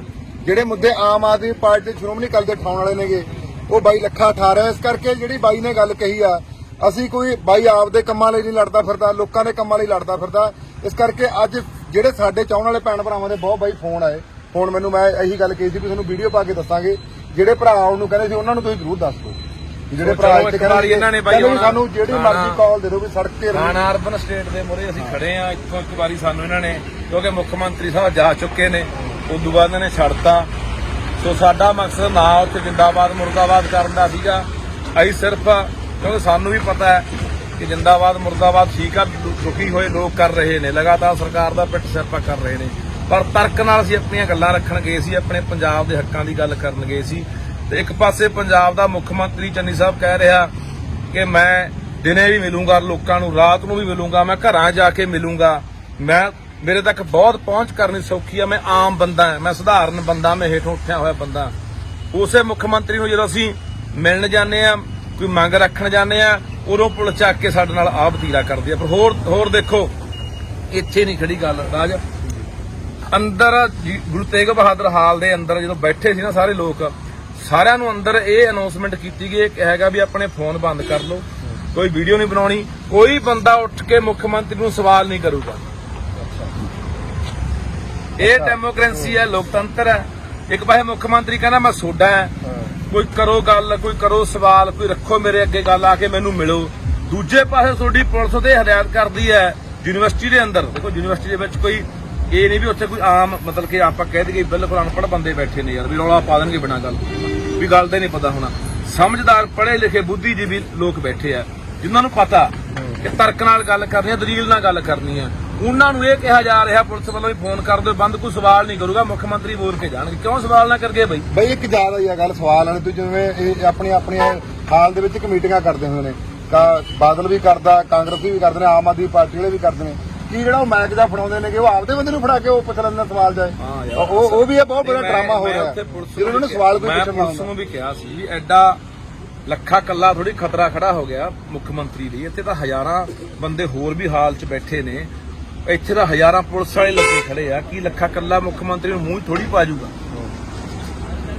ਇੱਕ ਉੱਥੇ ਇੱਕ ਡੀਐਸਪੀ ਸੀਗਾ ਰੇਸ਼ ਸ਼ਿੱਬਰ, ਪੁਲਿਸ ਵਾਲੇ ਮੁਲਾਜ਼ਮ ਹੋਰ ਵੀ ਬਹੁਤ ਸੀਗੇ, ਉਹਦਾ ਅਫਸਰ ਖੜੇ ਸੀਗੇ, ਐਸਐਸਪੀ ਆ ਗਿਆ ਸੀ ਮੌਕੇ ਤੇ, ਐਸਪੀ ਖੜੇ ਸੀ, ਡੀਐਸਪੀ ਖੜੇ ਸੀ। ਸਾਡੀ ਗੱਲਬਾਤ ਵੀ ਹੋਈ ਆ ਉਹਨਾਂ ਨਾਲ, ਤਕਰਾਰ ਵੀ ਹੋਈ ਆ, ਪਰ ਇੱਕ ਡੀਐਸਪੀ ਰਜੇਸ਼ ਸ਼ਿੱਬਰ ਨੂੰ ਪਤਾ ਨਹੀਂ ਸਾਡੇ ਨਾਲ ਕੀ ਤਕਲੀਫ ਸੀਗੀ, ਧੱਕੇ ਵੀ ਮਾਰੇ, ਮਗਰੋਂ ਮੋਢਾ ਵੀ ਮਾਰਦੇ ਆਏ, ਮਗਰੋਂ ਬਦਤਮੀਜੀ ਨਾਲ ਵੀ ਪੇਸ਼ ਆਏ, ਕੋਈ ਉੱਚੀ ਬੋਲਦੇ ਆ, ਹੌਲੀ ਬੋਲਦੇ ਆ, ਕਰਦੇ ਆ। ਬੋਲਾਂਗੇ ਬਾਈ ਪੰਜਾਬ ਦੇ ਹੱਕਾਂ ਲਈ, ਉੱਚੀ ਵੀ ਬੋਲਾਂਗੇ, ਰੌਲਾ ਪਾਉਣਾ ਪਿਆ ਰੌਲਾ ਵੀ ਪਾਵਾਂਗੇ, ਵਿਰੋਧ ਕਰਨਾ ਪਿਆ ਵਿਰੋਧ ਵੀ ਕਰਾਂਗੇ, ਘੇਰਨਾ ਪਿਆ ਘੇਰਾਂਗੇ ਵੀ। ਅੱਜ ਵੀ ਅਸੀਂ ਇੱਕ ਠੋਕ ਕੇ ਕਹਿੰਦੇ ਆ, ਪਰ ਜੇ ਤੁਹਾਡੀ ਜਿਹੜੀ ਹਾਰ ਬਈ ਆ, ਅਸੀਂ ਬਾਕੀ ਪੁਲਿਸ ਨੂੰ ਨਹੀਂ ਕਹਿੰਦੇ, ਬਾਕੀ ਉੱਥੇ ਹੋਰ ਵੀ ਸੀਗੇ, ਉਹਨਾਂ ਨੇ ਵੀ ਸਾਡੇ ਨਾਲ ਵਧੀਆ ਤਰੀਕੇ ਨਾਲ ਗੱਲ ਕੀਤੀ। ਸਾਡੀ 10 ਮਿੰਟ ਉੱਥੇ ਬਹਿਸ ਹੋਈ ਆ। ਭਾਈ ਮੈਨੂੰ ਕਹਿੰਦੇ ਸੀਗੇ ਵੀ ਨਿਕਲ ਬਾਹਰ, ਅਸੀਂ ਬੈਠਣ ਨਹੀਂ ਦੇਣਾ। ਮੈਂ ਕਾਰਨ ਦੱਸੋ ਬਾਹਰ ਕਿਉਂ ਜਾਈਏ? ਆਮ ਲੋਕ ਬੈਠੇ, ਉੱਥੇ ਮੈਂ ਬੈਠਾ, ਮੈਥੋਂ ਜੋ ਮੈਨੂੰ ਇਕੱਲੇ ਨੂੰ ਕਿਉਂ ਖਤਰਾ ਮੰਨਦੇ ਹੋ? ਤਾਂ ਉੱਥੇ ਇੱਕ ਡੀਐਸਪੀ ਇਸ ਤਰ੍ਹਾਂ ਦਾ ਬਿਹੇਵੀਅਰ ਰਿਹਾ ਪੇਸ਼ ਆਇਆ। ਸੋ ਯਾਰ ਸ਼ਰਮ ਕਰੋ। ਅਸੀਂ ਮੈਂ ਸਾਰਿਆਂ ਨੂੰ ਨਹੀਂ ਪੰਜੇ ਉਂਗਲਾਂ ਇੱਕੋ ਨਹੀਂ ਕਹਿੰਦਾ, ਪਰ ਉਹ ਬੰਦੇ ਘੱਟੋ ਘੱਟ ਅਸੀਂ ਉਹ ਮੰਗ ਵੀ ਠਾ ਰਹੇ ਹਾਂ ਪੰਜਾਬ ਦੇ ਮੁੱਖ ਮੰਤਰੀ ਕੋਲੇ, ਜਿਹੜਾ 300 ਬੰਦਾ ਬਾਹਰਲੇ ਸੂਬਿਆਂ ਤੋਂ ਲਿਆ ਕੇ ਰੱਖਿਆ ਤੇ ਪੰਜਾਬ ਪੁਲਿਸ ਦੇ ਵਿੱਚ ਮਰਜ ਕੀਤਾ ਤੇ ਸਿਕਿਉਰਿਟੀ ਮਾਰਤੀ ਪੰਜਾਬ ਪੁਲਿਸ। ਅੱਜ ਤੱਕ ਕੋਈ ਮੰਤਰੀ ਇਹ ਅੱਜ ਤੱਕ ਪੰਜਾਬ ਪੁਲਿਸ ਦੇ ਹੱਕ 'ਚ ਨਹੀਂ ਆਇਆ, ਕੱਲਾ ਲੱਖਾ ਬਾਈ ਇਹ ਮੰਗ ਗੱਲ ਕਰ ਰਹੇ ਆ ਕਿ ਜਿਹੜਾ ਵੀ ਬੰਦਾ ਪੰਜਾਬ ਦਾ ਜਿਹੜਾ ਮਰਜ਼ੀ ਮਹਿਕਮਾ ਹੋਵੇ, ਅਸੀਂ ਉਹਦੀ ਆਵਾਜ਼ ਉਹਦੇ ਹੱਕ ਦੀ ਗੱਲ ਕਰ ਰਹੇ ਆ। ਤੁਸੀਂ ਉੱਥੇ ਸਾਡੇ ਨਾਲ ਕਿਸ ਤਰ੍ਹਾਂ ਪੇਸ਼ ਆਉਂਦੇ ਆ? ਸੋ ਇਸ ਕਰਕੇ ਹੁਣ ਦੇਖਦੇ ਆ ਕਿ ਡਰਾਮੇ ਆ ਮੁੱਖ ਮੰਤਰੀ ਸਾਹਿਬ, ਚੰਨੀ ਸਾਹਿਬ ਡਰਾਮੇ ਨੇ। ਲੋਕਾਂ ਨੂੰ ਮਿਲਦੇ ਆ, ਅੱਧੀ ਰਾਤ ਉੱਠ ਕੇ ਵੀਡੀਓ ਬਣਾਉਣੇ ਆ। ਅਸੀਂ ਤੁਹਾਨੂੰ ਮਿਲਣ ਦੀ ਚੰਡੀਗੜ੍ਹ ਜਾ ਕੇ ਵੀ ਕੋਸ਼ਿਸ਼ ਕੀਤੀ ਆ, ਅੱਜ ਪਤਾ ਲੱਗਾ ਯੂਨੀਵਰਸਿਟੀ ਹੋਣਾ, ਇੱਥੇ ਮਿਲਣਾ, ਇੱਥੇ ਪੁਲਿਸ ਨੇ ਪਹਿਲਾਂ ਚੱਕ ਲਏ। ਮਿਲੋ ਜੇ ਹਿੰਮਤ ਆ ਯਾਰ, ਜੇ ਸੱਚੇ ਹੋ ਵਾਕਈ ਕਹਿੰਦੇ ਅਸੀਂ ਲੋਕਾਂ ਦੇ ਸੇਵਕ ਆ, ਅਸੀਂ ਧਰਤੀ ਨਾਲ ਜੁੜੇ ਆ, ਅਸੀਂ ਲੋਕਾਂ ਦੇ ਦੁੱਖ ਤਕਲੀਫ ਸੁਣਨ ਆਏ ਆ, ਪਰ ਸਾਡੀ ਕਿਉਂ ਨਹੀਂ ਸੁਣਦੇ? ਸਾਥੋਂ ਕੋ ਸੇਕ ਮਾਰਦਾ। ਆਓ ਫਿਰ ਮੈਂ ਤੁਹਾਨੂੰ ਕਹਿਣਾ ਵੀਡੀਓ ਦੇ ਜਰੀਏ ਮੈਂ ਗੱਲ ਕਹਿਣੀ ਚਾਹੁੰਦਾ ਵੀ ਅਸੀਂ ਆ ਜਾਾਂਗੇ, ਬੁਲਾਓ ਕਿੱਥੇ? ਆਹੀ ਸਾਡੀਆਂ ਮੰਗਾਂ ਨੇ। ਸਾਡੀ ਇੱਕ ਗੱਲ ਦਾ ਜਵਾਬ ਦੇ ਦਿਓ ਯਾਰ। ਲਾਰੇ ਤੇ ਲਾਰਾ, ਵਾਅਦੇ ਦੇ ਵਾਅਦਾ, ਇੱਕ ਨਾਲ ਦੋ ਫ੍ਰੀ ਵਾਲੀ ਗੱਲ, ਆ ਵੀ ਦੇਤਾ, ਆ ਵੀ ਚੱਕੋ। ਰੋਜ਼ ਨਵਾਂ ਐਲਾਨ ਹੁੰਦਾ, ਤੇ ਪੂਰਾ ਕਿਹੜਾ ਕੀਤਾ ਹੈ? ਇਹ ਜਵਾਬ ਆ ਸਾਡੇ। ਅਸੀਂ ਇਹ ਜਵਾਬ ਲੈਣ ਆਏ ਸੀ। ਇਹਦੇ ਸਬਸਿਡੀ ਆ ਵੀ ਮੁਫਤ ਚੱਕੀ ਵੰਡੀ ਜਾਂਦੇ ਰੌੜੀਆਂ ਨੂੰ। ਉਹ ਪੈਸਾ ਕਿੱਥੋਂ ਆਊਗਾ? 3.5 ਲੱਖ ਕਰੋੜ ਦਾ ਪਹਿਲਾਂ ਹੀ ਕਰਜ਼ਈ ਆ ਪੰਜਾਬ। ਅੱਧੋਂ ਜ਼ਿਆਦਾ ਪੰਜਾਬ ਦੀ ਸਾਲ ਦੀ ਜਿਹੜੀ ਪੈਸਾ ਇਕੱਠਾ ਹੁੰਦਾ ਵਿਆਜ ਲੰਘ ਜਾਂਦਾ ਹੈ। ਕਿੱਥੋਂ ਲਿਆਓਗੇ ਪੈਸਾ? ਕਿਹੜੀ ਇਹ ਜੀ ਤੁਹਾਡੇ ਕੋਲੇ ਅਲਾਦੀਨ ਦਾ ਚਿਰਾਗ ਹੈ ਵੀ ਆ ਚਿਰਾਗ ਤੁਹਾਨੂੰ ਲਿਆ ਕੇ ਜਿੰਨ ਨਿਕਲੂਗਾ ਤੇ ਪੈਸੇ ਲਿਆ ਕੇ ਦੇਊਗਾ? ਸਵਾਲ ਸਾਡੇ ਇਹ ਨੇ, ਕਿਉਂ ਪੰਜਾਬ ਨੂੰ ਡੋਬ ਰਹੇ ਹੋ? ਕਿਉਂ ਪੰਜਾਬ ਨੂੰ ਭਿਖਾਰੀ ਬਣਾ ਰਹੇ ਹੋ? ਕਿਉਂ ਪੰਜਾਬ ਨੂੰ ਲੂਲਾ ਲੰਗੜਾ ਬਣਾ ਰਹੇ ਹੋ? ਕਿਉਂ ਨਿਖੱਧ ਬਣਾ ਰਹੇ ਹੋ ਪੰਜਾਬ ਨੂੰ? ਕੋਈ ਹੈ ਤੁਹਾਡੇ ਕੋਲ ਰੋਡ ਮੈਪ ਪੰਜਾਬ ਨੂੰ ਬਚਾਉਣ ਲਈ? ਆਉਣ ਵਾਲੀਆਂ ਪੀੜ੍ਹੀਆਂ ਕਿਵੇਂ ਇੱਥੇ ਆਪਣਾ ਜੀਵਨ ਜਿਉਣਗੀਆਂ? ਸਿਰਫ ਵੋਟਾਂ ਲੈਣ ਖਾਤਰ ਬਿਜਲੀ ਮਾਫ, ਆਹ ਮਾਫ, ਰੋਜ਼ ਮਾਫੀ ਦੀਆਂ ਗੱਲਾਂ। ਦੂਜੀਆਂ ਪਾਰਟੀਆਂ ਵਾਲੇ ਉਹ ਡਰਾਮੇ, ਇਹ ਕਹਿੰਦੇ 400 ਯੂਨਿਟ ਮਾਫ, ਅਗਲਾ ਕਹਿੰਦਾ 600 ਯੂਨਿਟ ਮਾਫ। ਇਹ ਕਹਿੰਦੇ ਆਹ ਮਾਫ, ਦੂਜੇ ਕਹਿੰਦੇ ਆਹ ਮਾਫ। ਚੱਲੂ ਕੰਮ ਖਾੜਾ ਚੱਲ ਕਿਵੇਂ ਚੱਲੂ? ਜਬਰ ਦੱਸ ਦਿਓ ਹੁਣ ਤੱਕ ਨਾ ਰੇਤਾ ਘਟਿਆ ਨਾ ਬਿਜਲੀ ਯੂਨਿਟ ਘਟੀ ਹੈ। ਕੱਲੇ ਬਿਆਨ ਬਹੁਤ ਚਿਰ ਦੇ ਆ ਗਏ। ਤੁਹਾਨੂੰ 2 ਮਹੀਨੇ ਸਾਡਾ ਇੱਕ ਸਵਾਲ ਮੈਂ ਹੋਰ ਪੁੱਛਣ ਆਇਆ ਸੀ। ਪਿਛਲੇ 2 ਦਿਨਾਂ ਦੇ ਵਿੱਚ ਮੇਰੇ ਨੇੜਲੇ ਪਿੰਡਾਂ ਦੇ 2 ਮੁੰਡੇ ਚਿੱਟੇ ਨਾਲ ਮਰੇ ਆ। ਸਿਰਗੇ ਵਾਲੇ ਤੋਂ ਪਿੰਡ ਤੋਂ ਮੁੰਡਾ ਮਰਿਆ, ਮੇਰੇ ਹਲਕੇ ਦਾ ਪਿੰਡ ਹੈ। ਹਰਨਾਮ ਸਿੰਘ ਵਾਲਾ ਮੇਰੇ ਨਾਲ ਪਿੰਡ ਗਵਾਂਢੀ ਪਿੰਡ ਉੱਥੋਂ ਮੁੰਡਾ ਚਿੱਟਾ ਟੀਕਾ ਲਾ ਕੇ ਮਰਿਆ। 2 ਮਹੀਨੇ ਮੁੱਖ ਮੰਤਰੀ ਬਣਿਆ ਨੂੰ ਹੋ ਗਿਆ ਕਿ ਚਿੱਟਾ ਘਟ ਗਿਆ? ਸ਼ਰੇਆਮ ਚਿੱਟਾ ਵਿਕ ਰਿਹਾ। ਪਹਿਲਾਂ ਛੱਡ ਦਿਓ ਗੱਲ ਕੈਪਟਨ ਕੀ ਸੀ, ਕੈਪਟਨ ਕਿਹਦੇ ਨਾਲ ਰਲਿਆ ਸੀ, ਗੱਲ ਛੱਡ ਦਿਓ। ਅੱਜ ਤਾਂ ਮੁੱਖ ਮੰਤਰੀ ਤੁਹਾਨੂੰ 2 ਮਹੀਨੇ ਹੋ ਗਏ, ਕੀ 2 ਮਹੀਨਿਆਂ ਦੇ ਵਿੱਚ ਚਿੱਟੇ ਦਾ ਮਾੜਾ ਮੋਟਾ ਵੀ ਫਰਕ ਪਿਆ? ਉਦੋਂ ਵਧਿਆ ਉਹ ਘਟਿਆ ਨਹੀਂ। ਇਹ ਸਾਡੇ ਸਵਾਲ ਸੀ ਜਿਹੜੇ ਸਮਾਜ ਕਹਿ ਕੇ ਮਿਲਣ ਆਏ ਸੀ ਵੀ ਆਹ ਸਵਾਲ ਹੈ, ਦੱਸੋ ਇਹਨਾਂ ਦਾ ਹੱਲ ਕੀ ਹੈ? ਕਿ ਕੱਲਾ ਡਰਾਮਾ ਹੈ? ਮੈਂ ਫੇਰ ਕਹਿੰਦਾ ਤੁਹਾਨੂੰ ਚੈਲੰਜ ਕਰਦਾ, ਜੇ ਹੈਗੀ ਹਿੰਮਤ ਅੱਖਾਂ 'ਚ ਅੱਖਾਂ ਪਾ ਕੇ ਗੱਲ ਕਰਨ ਦੀ ਜ਼ਰੂਰਤ ਹੈਗੀ ਹੈ ਮੁੱਖ ਮੰਤਰੀ ਸਾਹਿਬ, ਸੱਦੋ ਜਿੱਥੇ ਕਹੋਗੇ, ਅਸੀਂ ਆਵਾਂਗੇ ਤੁਹਾਨੂੰ ਜਿੱਥੇ ਕਦੇ ਵੀ ਆਓਗੇ। ਆਹ ਨਾ ਹੋਵੇ ਤੁਹਾਡੇ ਆਉਣ ਤੋਂ ਪਹਿਲੇ ਤੁਹਾਡੀ ਪੁਲਿਸ ਨੂੰ ਚੱਕ ਕੇ ਲੈ ਜਾਂਦੀ ਹੈ। ਪਹਿਲਾਂ ਵੋਟਾਂ ਨਹੀਂ ਪਈਆਂ ਤੇ ਵੋਟਾਂ ਤੋਂ ਬਾਅਦ ਹਾਲਾਤ ਕੀ ਹੋਣੇ ਆ? ਸਤਿ ਸ਼੍ਰੀ ਅਕਾਲ ਬਾਈ। ਕੋਈ ਗੱਲ ਨਹੀਂ ਬਾਈ, ਲੱਗੇ ਹੋਏ ਆ। ਇਸ ਕਰਕੇ ਬਾਈ ਧੰਨਵਾਦ ਕਰਦੇ ਹਾਂ ਸਾਰਿਆਂ ਦਾ ਜਿਨ੍ਹਾਂ ਨੇ ਸਾਨੂੰ ਫੋਨ ਕੀਤੇ, ਜਿਹੜੇ ਸਾਨੂੰ ਇਹ ਕਹਿ ਰਹੇ ਸੀਗੇ ਵੀ ਦੱਸੋ ਬਾਈ ਕਿਹੜਾ ਰੋਡ ਘੇੜਨਾ, ਕਿਹੜੀ ਬਾਈ ਇੱਕ ਗੱਲ ਹੋਰ ਸੁਣ ਲਓ, ਅੱਜ ਮੇਰੀ ਪੰਗਾ ਅੱਜ ਨਹੀਂ ਕੱਲ ਕਦੇ ਪੈਣਾ ਹੀ ਪੈਣਾ। ਹੋ ਸਕਦਾ ਕੱਲ ਖਲੋਤਰੇ ਕਦੇ ਅਸੀਂ ਫੇਰ ਕਦੇ ਇਹਨੂੰ ਗਏ ਮਿਲਣ, ਕਦੇ ਫੇਰ ਪੁਲਿਸ ਨੇ ਚੱਕ ਕੇ ਹੋ ਸਕਦਾ ਪੁਲਿਸ ਵੀ ਪਰਚਾ ਵੀ ਦੇ ਦੇ। ਤਾਂ ਮੇਰਾ ਵੀਰ ਆਹ ਨਾ ਕਰਿਆ ਕਰੋ। ਅਸੀਂ ਕੋਈ ਆਪਣਾ ਨਿੱਜੀ ਕੰਮ ਨਹੀਂ ਲੈ ਕੇ ਤੁਰੇ ਫਿਰਦੇ। ਪੰਜਾਬ ਲਈ ਲੜ ਰਹੇ ਹਾਂ, ਪੰਜਾਬ ਦੇ ਹੱਕਾਂ ਲਈ ਲੜ ਰਹੇ ਹਾਂ, ਸਾਰੇ ਲੋਕਾਂ ਲਈ ਲੜ ਰਹੇ ਹਾਂ। ਤਾਂ ਜਦੋਂ ਕੋਈ ਇਹੋ ਜਿਹੀ ਘਟਨਾ ਹੁੰਦੀ ਆ ਗਾਹਾਂ ਨੂੰ ਕਦੇ ਵਾਪਰ ਜਾ, ਨਾਲ ਦੀ ਨਾਲ ਐਲਾਨ ਹੋਵੇ ਸੜਕਾਂ ਜਾਮ ਹੋਣਗੀਆਂ ਪੰਜਾਬ ਦੀਆਂ। ਫਿਰ ਇਹਨਾਂ ਨੂੰ ਪਤਾ ਲੱਗੂਗਾ, ਜਿਹਨੂੰ ਪਤਾ ਲੱਗੇ ਮੇਰੇ ਮਗਰੀ ਨਹੀਂ ਕੋਈ। ਕੱਲ ਨੂੰ ਤਾਂ ਮਰਜੀ ਜਾ ਕੇ ਮੇਰੇ ਕੋਲ ਅੰਦਰ ਤੁਰਨ ਦੇਣਗੇ, ਪਰਚਾ ਦੇ ਕੇ ਸਿੱਟ ਦੇਣਗੇ, ਮੁੜ ਕੇ ਨਾ ਕੋਈ ਥੋੜੀ ਜਿਹੀ ਆਵਾਜ਼ ਕੋਈ ਬੁਲੰਦ ਕਰੀ। ਇਹ ਖਿਆਲ ਰੱਖਿਆ ਕਰੋ, ਉਦੋਂ ਨਾ ਘਰਾਂ 'ਚ ਬੈਠਿਆ ਕਰੋ। ਕੱਲ ਨੂੰ ਕੋਈ ਵੀ ਘਟਨਾ ਵਾਪਰਦੀ ਹੈ ਨਾਲ ਦੀ ਨਾਲ ਤਿਆਰ ਰਿਹਾ ਕਰੋ। ਤੇ ਧੰਨਵਾਦ ਬਾਈ ਸਾਰਿਆਂ ਦਾ ਬਹੁਤ ਬਹੁਤ। ਤੇ ਦੱਸ ਦਿਓ ਕੋਈ ਅਗਲੀ ਜਾਣਕਾਰੀ ਸੁਣੋ। ਗ੍ਰੇਟਰ ਨੋਇਡਾ ਦੇ ਜੇਵਰ ਵਿੱਚ ਭਾਰਤ ਦੇ ਸਭ ਤੋਂ ਵੱਡੇ ਹਵਾਈ ਅੱਡੇ ਦਾ ਪੀਐਮ ਮੋਦੀ ਨੇ ਰੱਖਿਆ ਨੀਂਹ ਪੱਥਰ। उप मुख्यमंत्री श्री केशव प्रसाद मौर्य जी, केंद्रीय मंत्री परिषद में मेरे सहयोगी श्री ज्योतिरादित्य सिंधिया जी, जनरल वीके सिंह जी, संजीव बालियान जी, एसपी सिंह बघेल जी, बीएल वर्मा जी, उत्तर प्रदेश सरकार में मंत्री श्री लक्ष्मी नारायण चौधरी जी, श्री जयप्रताप सिंह जी, श्रीकांत शर्मा जी, भूपेंद्र चौधरी जी, नंदगोपाल गुप्ता जी, अनिल शर्मा जी, धर्मसिंह सैनी जी, अशोक कटारिया जी, श्री जी.एस. धर्मेश जी, संसद में मेरे साथी डॉक्टर महेश शर्मा जी, श्री सुरेंद्र सिंह नागर जी, श्री भोला सिंह जी, स्थानीय विधायक श्री धीरेन्द्र सिंह जी, मंच पर विराजमान अन्य सभी जनप्रतिनिधिगण और विशाल संख्या में हम सबको आशीर्वाद देने के लिए आए हुए मेरे प्यारे भाइयों और बहनों, आप सभी को, देश के लोगों को, उत्तर प्रदेश के हमारे कोटि कोटि भाई बहनों को नोएडा इंटरनेशनल एयरपोर्ट के भूमि पूजन की बहुत बहुत बधाई। आज इस एयरपोर्ट के भूमि पूजन के साथ ही दाऊजी मेले के लिए प्रसिद्ध जेवर भी अंतर्राष्ट्रीय मानचित्र पर अंकित हो गया है। इसका बहुत बड़ा लाभ दिल्ली एनसीआर और पश्चिमी यूपी के करोड़ों करोड़ों लोगों को होगा।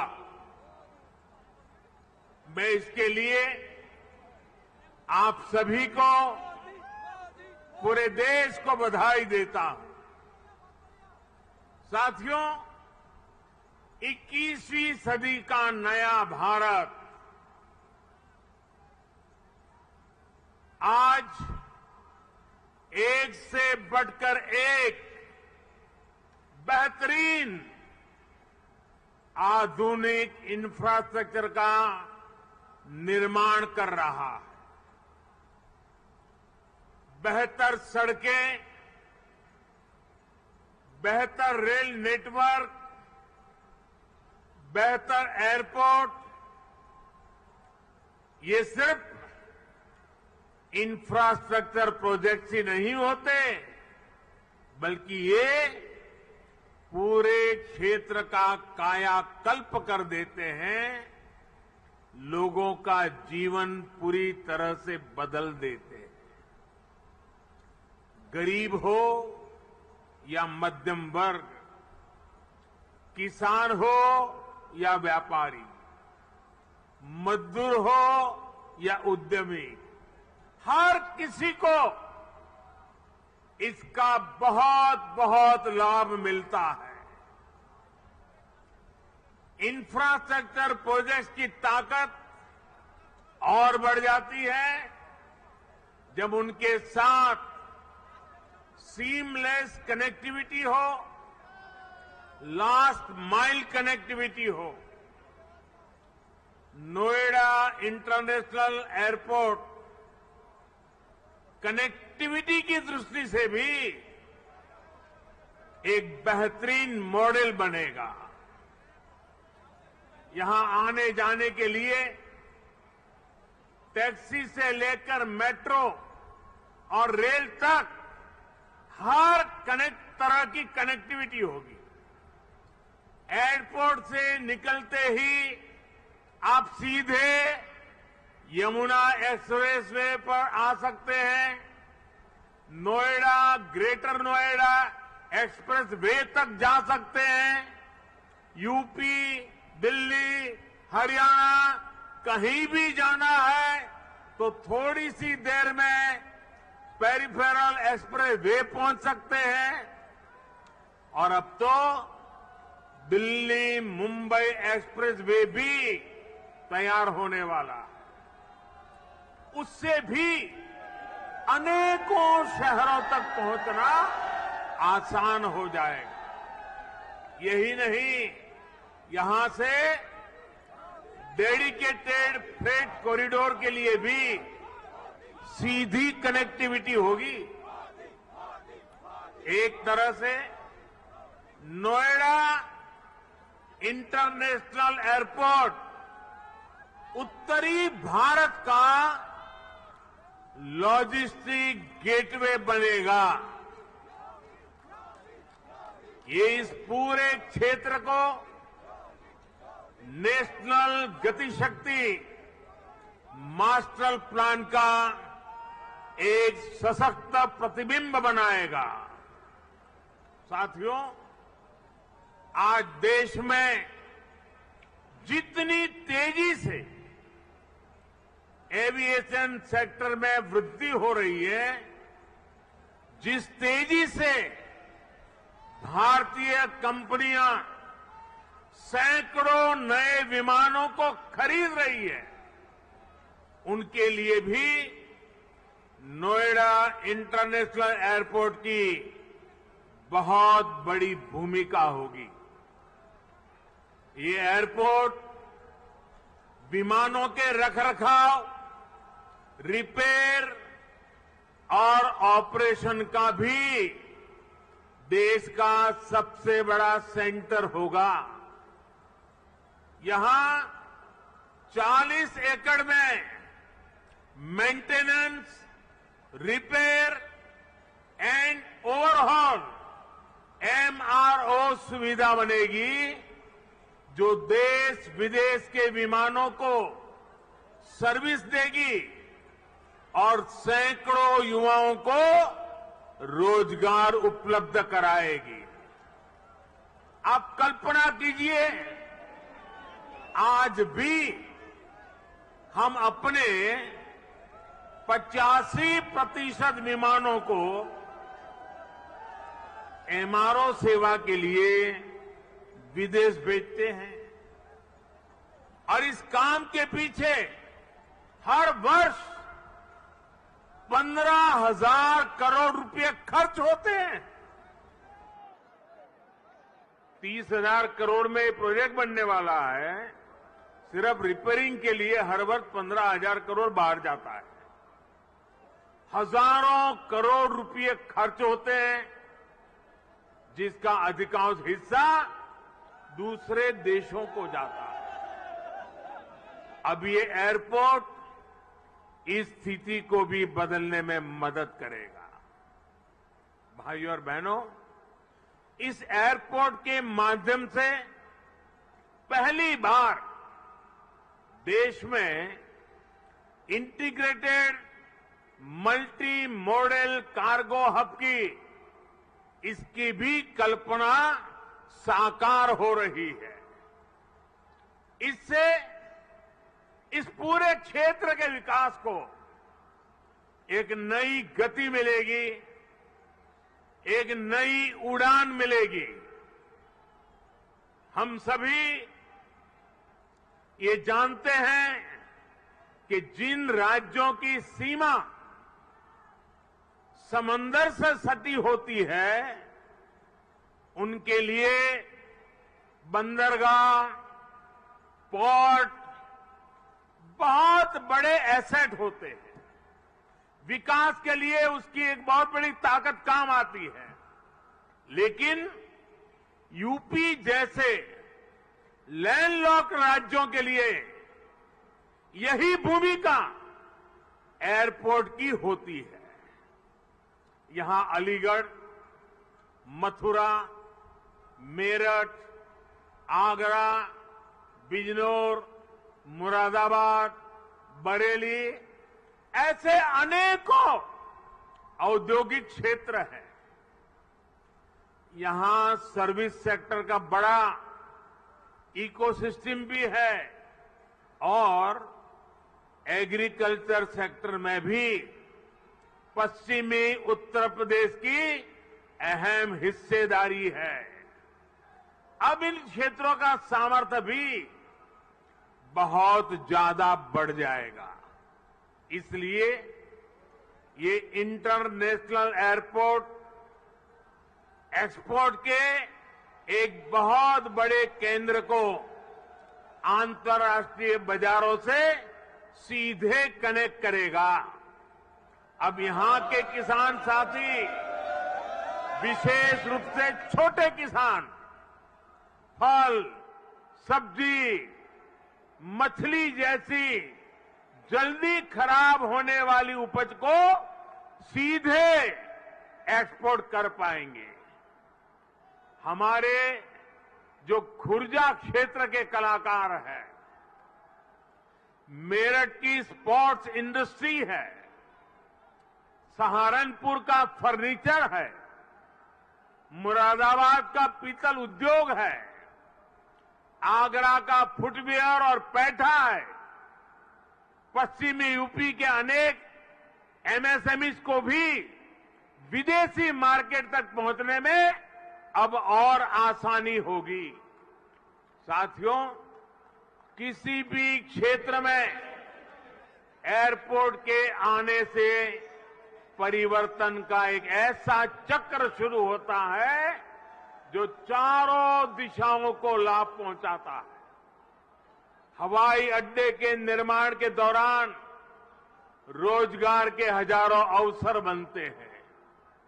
हवाई अड्डे को सुचारू रूप से चलाने के लिए भी हजारों लोगों की आवश्यकता होती है।